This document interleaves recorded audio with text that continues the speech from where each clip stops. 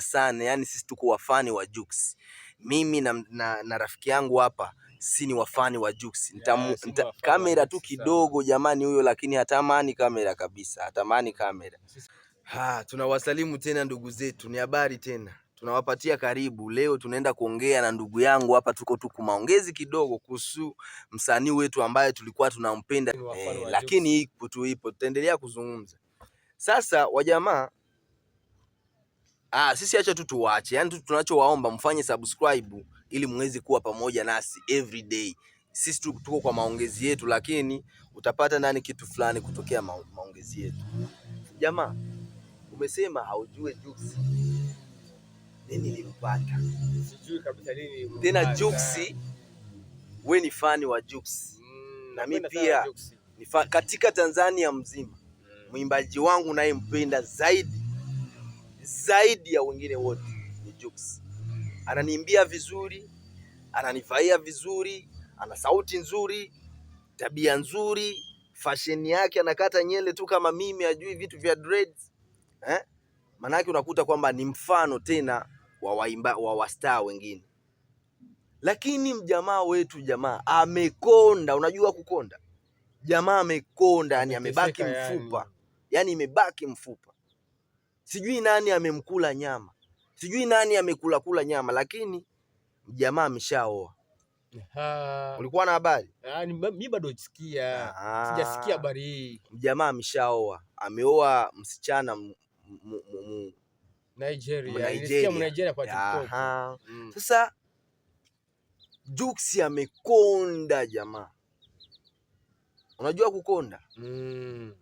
Wakati wanakwambia kwamba huyo msichana ana hela na vitoto vya hela anavyo. Yani Jux akikuwa anasema leo mimi nimetamani kuongea na Museveni, leo nimetamani kuongea na president fulani. President ndio ataitwa kuja kuongea. Munafasi ya kusema Jux aende kumkutana president fulani, huyo msichana anaweza kumuita president ili amkute hapo Jux, kwa sababu msichana hatamani Jux atoke hapo. Mfano, msichana hatamani Jux kwenda mbali na yeye. Anampenda sana Jux. Mfano Jux kama alivyoimba mziki bora ni enjoy maisha mafupi ni sifu vipi. Okay, leo ana enjoy maisha mafupi anasifu, lakini kuna tu kitu kimoja ambacho tena kinamfunga, kwa sababu haenjoy tena kama ye. Unajua jamaa, nikiwa na hela yangu mfukoni na wewe una hela zako, alafu tunaenda kwenye party tukiwa tumezungukwa watu wengi wewe unabaki tu unanunulia, mara mimi utakuwa unanivunjia heshima. Kwa nini? Nitaonekana maskini, nitaonekana kama mtu asiye na hela. Angalau sote hapo tuna nini? Tuna hela. Huenda ningetamani na mimi kujinunulia kitu fulani, lakini ninavyosema mimi natamani kukula unasema wakupe, unaona kwamba tena mimi unamaliza unanivunjia heshima, au sio? Sasa huyu jamaa yeye anasema kwamba watu wengine labda hawajue kwamba kuoa mtu ambaye ana hela, kuoa bibi mwenye hela zake, tajiri mwenye hela zake, muda mwingine inakuwa shida. Lakini tunaweza jiuliza shida gani? Wengi wa vijana hapa mtaani tunaona wakisema, yani mimi ningepata kishuga mami chenye hela kinanipeleka nyumbani, yani mimi nifanye vyote. Lakini sasa ndugu yangu, ni kwamba kuna condition fulani ambayo itabidi upitie ili uendelee kubaki na huo mtu. Na wengine sasa amemaliza miaka mingi akitafuta mume hajampata. Ameenda kwa waganga wamempatia madawa tofauti akitaka mume, lakini hampati. Sasa kuna dawa fulani ambayo anajiwekea karibu, anasema tu kwa bahati fulani nikimpata nampatia hii dawa, manake akuwe wangu peke yangu, asitoke tena, anisikilize mimi peke yangu, yani akuwe wangu. Sijui umenielewa? Nakusikiliza. Sasa inaonekana Jux alimpata tu mtu kama huyu, alafu alipofika akampa dawa kwamba Jux akuwe tu kimya, asiongee chochote, asifanye chochote, ale hela, yani maisha mafupi ya sifu, enjoy Lakini na kwa maneno yake ambao aliongea, tutakuja kuileta hapa nyuma, alisema kwamba pia wanamke katika unyumba wanamke muda mwingine alikuwa akizungumzia huyo mwanamke wake kwamba ni vizuri ukioa mtu mwenye hela alafu akiwa ni mke wako na akiwa na upendo iko hapo kwa juu ya upendo. Unajua hiyo maneno ilikuwa maneno makubwa bwana. Ni kwamba watu hawakuipatia sana masikio, lakini maneno makubwa. Anasema kwamba mtu ukioa mtu ana hela zake ni vizuri, na ni vizuri sana akiwa hapo, akiwa mke wako na akiwa hapo juu ya upendo.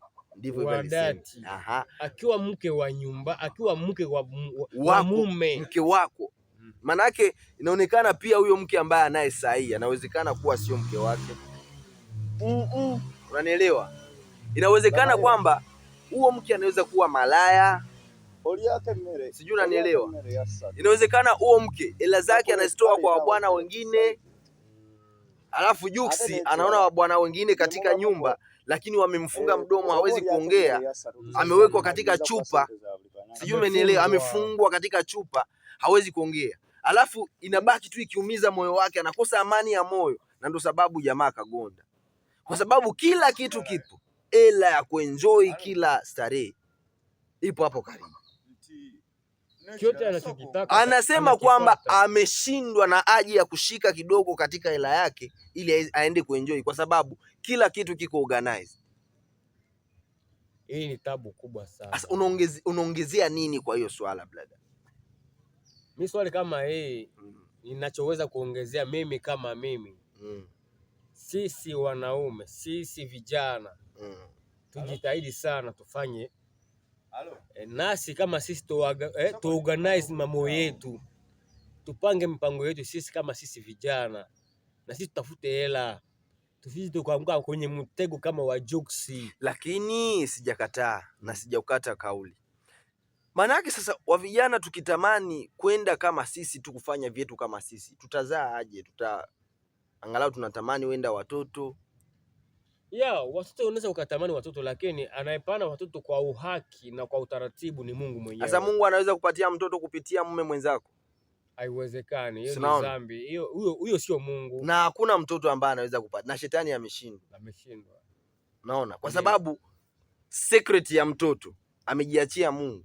Yeye kama yeye. Kwa sababu kuna watu ambao wamezaliwa wengi ni matasa hawazai. Au sio? Kweli. Sasa kuzaa ni kwamba ni zawadi kubwa toka kwa Mungu. Na ndio hivi ulishasikia kwa nyimbo yangu, nimeshakuimba nyimbo moja ama hivi ya mapiano. Nasema jua kwamba sina wakati wa kupoteza bahati, raha yangu ni kuitwa mzazi, una zawadi ya mapenzi. Hivi unajua zawadi ya mapenzi ni nini? Mtoto. Asante. Unaona? Wena Juksi amefanya mapenzi mingi, lakini alitamani aone zawadi ya mapenzi, au sio? Akaamua niowe sasa, niwe na mchumba ili nipate mtoto. Lakini pia inawezekana huyu mchumba ambaye alimpata haiko tayari tena hataki mtoto. Wenda kwa sababu saizi tutabaki tu kuwenda, kwa sababu hatuna uhaki kabisa. Wa nini? Sababu gani imemfanya Juksi kukonda hadi kufika? Hiyo inasumbua sana. Ndio maana tumebaki tu kuwenda. Unaona, wenda huo mdemu hataki kuzaa wakati Juksi anatamani mtoto. Nimesikia hiyo mama. Wenda huo mdemu ni malaya, hela yake anaipata katika umalaya, alafu Juksi ameshindwa tena kurudisha mguu nyuma wakati amempenda na yeye, wakati ameweka mguu kupenda, ameshindwa rudisha mguu nyuma kuchukia.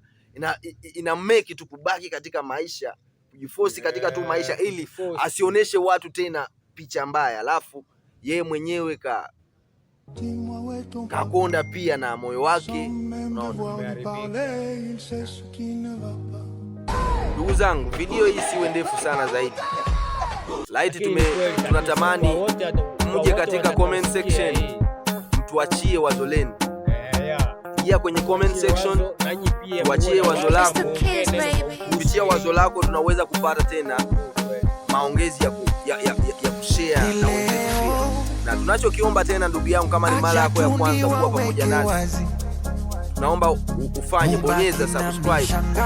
Hakikisha kwamba kuna alama ya kengele imekuja tena, ibonyeze pia, ili tuweze kuwa wote kabisa siku zote. Kwa majina nimebaki kama Fomata New Chapter. Nimekuwa hapa pamoja na ndugu yangu Boston kabisa, tunawapenda sana. Ni kwamba wacha tena nimpe kamera kidogo tu muone picha lake, kwa sababu sije kamkuta njiani kasema kama kwenye jicho la tatu. Boston, we love you so much.